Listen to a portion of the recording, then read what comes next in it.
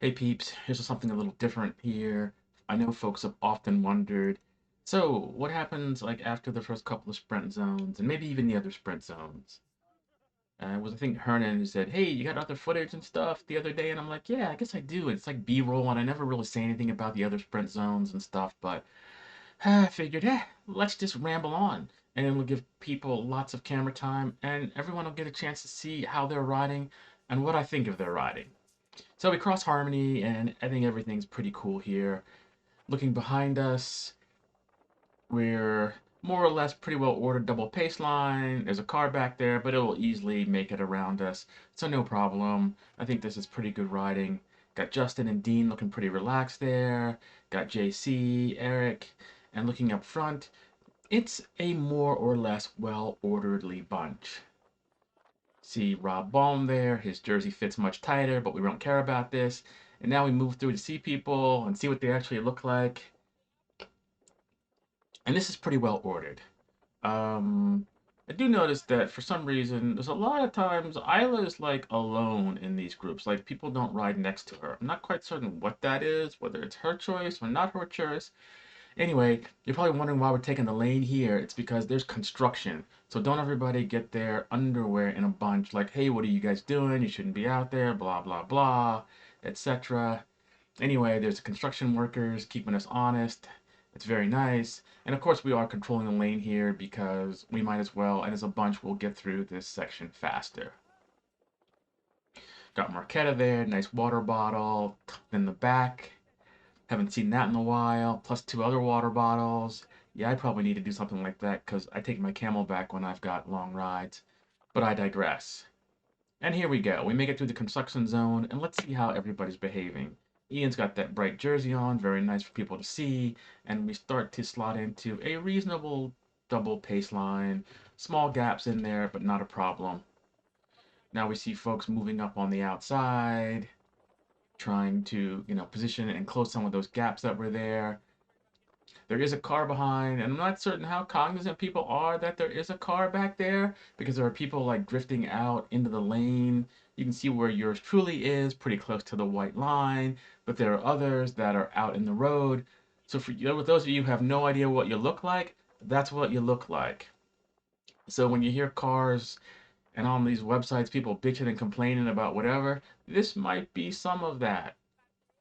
Anyway, as we look ahead, we've pretty much taken up like the whole road. And I'm like, WTF? Where earlier in the ride, up County Road 5, it's a nice double pace line. And we see riders just are out in the middle of the road like they own this. And this I might consider, this is some of the riders' entitlement. Because there's really no reason to be out in the middle of the road. So I know a lot of people have not seen what they look like. They are just like in their zone or whatever. But this is where you are. And I would try to suggest that riders try to ride a little further to the right because there's really no need. Now, some of this might be because there's railroad tracks coming up, and it's good to get a good view here. This is always a little sketchy section because you never know what's going to happen. This is pretty rough. Regardless, there are still people out in the middle of the road, and let's see if we line up like we're supposed to. And things are looking a little bit better after the railroad tracks. Yep, nice single line there. We see Ilka on the gravel bike, pretty comfortable. Wow, that road looks kind of rough. I see like lots of vibration in her shoulders there, something I really never really noticed before. But that's not just wind. Those are probably from hard tires. So this is a little bit better, but it's kind of ragged. I mean, I really prefer like a real double pace line, something ordered here, but this is kind of, I don't know. If you were in a race, this is what you might want to look like, but I prefer a more ordered double pace line. You can see the pace is pretty high here. I'm putting out some decent watts. The 200s, we're doing like 27 miles an hour. Might not look like it on the screen. So now we see what's happening back there. Yeah, we're more or less in line, and the cars are able to get by pretty easily. There goes somebody in their truck.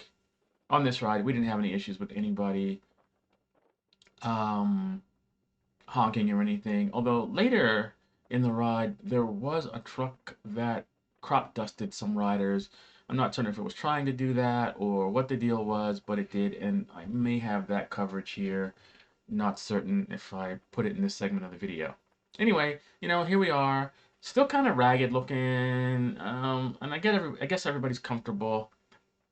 You see riders that are out in the middle of the road, like they're like, and it forces like Ben to go around. There's really no reason to be sitting out pushing wind unless you're going to be doing something. I don't actually get that. And we're coming into this corner here, and I don't know why the pace is kind of hotting up. Why we're going to this corner? And this is where I have a little bit of beef. Like, see the people sitting out in the middle of the road? It's like we should be like cars. Stay to the right unless you're passing.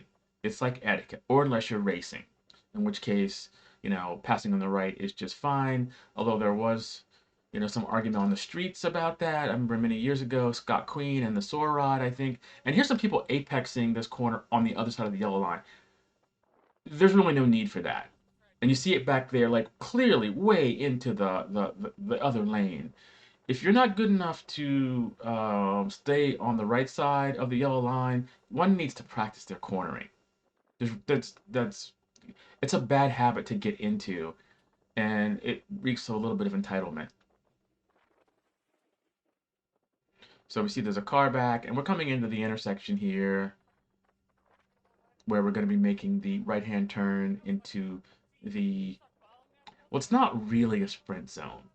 I mean, people think it's a sprint zone. It's supposed to be a tempo, and there's always confusion as to where the end is. I don't really like to contest this. I like tempo up this. So here we go. Looking at the riders. See, Isla sneaks up on the left-hand side. It's kind of a cheeky little trick to get a good position because it's all yo-yo-y in the back. And if you're not behind a smooth rider, it's an issue. So there's some riders that saw the car to the left. That car was, it was easily that we could have made that. Sometimes too much caution is not good, but hey, here we are. So there's a gap opening up, and there's no real effort to try to close this. So you can see a rider coming like, if you guys are not going to try to close the gap, it's basically like shit or get off the pot. And then, or they're just waiting for other people to come around. But the group is kind of waiting. There are riders up the road that have really broken the rules of engagement. For every sprint zone, if there is one is to make certain that everyone's around the corner and it's a group. This is not like the other rides, TTH or SOAR or WAR, where it's fine to ride people off your wheel. This ride was founded on as a no-drop ride, so that, well, you can drop your friends over and over, and then you wait for them. That being said, here we are in a nice little line here, and it's Byron, then Island, then Greg, and this is good wheels to sit on. And I know Byron's going to be a powerhouse, as he always is, and he's super steady. So if there's any wheel you want to be on, that's where you want to be. So I'm not concerned about contesting any of this. I'm just wanting to sit in and see how things are going. So Greg's looking pretty strong. First ride out or so, looking good. Got riders coming up on the right-hand side there. I think I made statements about that before, but if you're riding and you know the people that you're gonna pass are like racers or have skills, that's fine. So here we are. There's still we're in slight echelon, not going too far into the road, but since cars need to pass and it's a double yellow, it's not too bad. But you got riders falling off there. There's a rider who can't quite keep the pace, and we can see that Byron is holding, steady at 25 miles an hour, and there's good wattage to be had. And there's riders who, were like punching above their weight or falling back. Even the rider that had passed us on the right falling back. This is where Isla rides Greg off her wheel, and I continue on because it's pretty smooth. So here's the truck that I believe will crop dust some riders up the road. Yeah, I think it's this guy. So if Ian or anybody has this guy's license plate, you might want to do something about it. I couldn't pull it off of this footage, but if you look up the road, he had no problem passing us without putting out lots of smoke. So that's not a problem. But keep focused on that truck as we reel back more riders. And there you see the smoke coming off of the truck. I think this was intentional. Ian, your camera's got better resolution, so you may have seen what that truck is like. Regardless, so there's a shout out there if anybody's got that footage. But we're just stomping along at good wattage. And looking at my power putting out like the 200s or whatever, it's it's it's not an easy effort, especially for that amount of time. And you can see Isla's starting to swing here a little bit, letting the gap open up. I'm still pretty comfortable at this point, but when the gap opens up too far, it's like, it's time to go around. And we can see we've got some other riders on tow, and the other riders are chasing way back there. And it should be a middle note. When Byron comes by like really slowly at a reasonable pace, everybody just jump on the train. Otherwise, it's going to be a lot of pain for you. Unless, of course, that's what you want, in which case that's good. So Hernan should be a little bit closer. He's pushing basically the same wattage that Byron is, but he doing the same speed because, well, he's not in the draft and he's pushing. So we're actually gaining on the riders in front of us, but Byron's not making an attempt to catch them. He's keeping good, steady, speed and wattage. Although he did amp it up a little bit, so now we're doing 27 versus the 25, and that's what may have caused some of the riders to fall off there. I mean, me sitting in not crazy high wattage, 150s to 200s, but if you're doing that for long periods of time and you're over your LT or anaerobic threshold, it's time to say like no mas. So at least everybody in this portion, they're in the bike lane, they're using the bike lane, which is pretty good. And here we go, heading into the roundabout up here. And I don't like to go into this roundabout like super hard because there's really no reason to. And I look at some of the designers of these roundabouts, they've got decent ramps for bicycles like on the shoulder. And I like to use them. Yeah, if there's no cars around, I'll go and I'll just use the streets or whatever. But if you've got a nice ramp on and off, there's really no reason not to use it. It's not a race, etc. So we'll see some riders, and we'll see a rider here. He goes and takes the road. The other rider takes the ramp. I take the ramp because I think it's a better choice. Personally, it's just as fast, and it keeps out of cars' ways, and it's a little bit safer because you never know what some of these cars are going to do, especially when they're angry. At this point, this used to be a regroup spot, and it was supposed to be, but when you get new riders that show up, the old riders just follow them because it's like a contest. And I would like to tell those riders there are places that you can go, and this is standard etiquette. TTH is one of them, SOAR is one of them. You can also go to these things they call races where they put numbers on you, and it is a contest of speed. And it's nice to do all of this as a group, but it wouldn't harm you too much to slow down and wait for people because honestly, this ride doesn't do much for one's fitness unless you're out in front doing lots of work.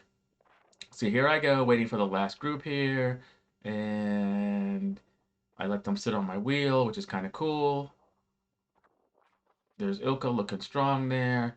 The comments omitted about a tighter fitting jersey. She goes to the front. I'm like, okay, that's fine. That's what you want to do. That's all good. Everybody working hard. Um, got Hollywood back there, Marquetta, the and we got Greg, the Lantern Rouge, and it's near the end of the ride, so it's kind of cool. I enjoy being back here. Make certain everybody's okay, which was the original intent of the ride. But as more and more riders came in the group, stuff happened. Anyway, that's when my camera ran out. A good time was had by all, and thank you for watching the special edition of Not a Sprint Zone.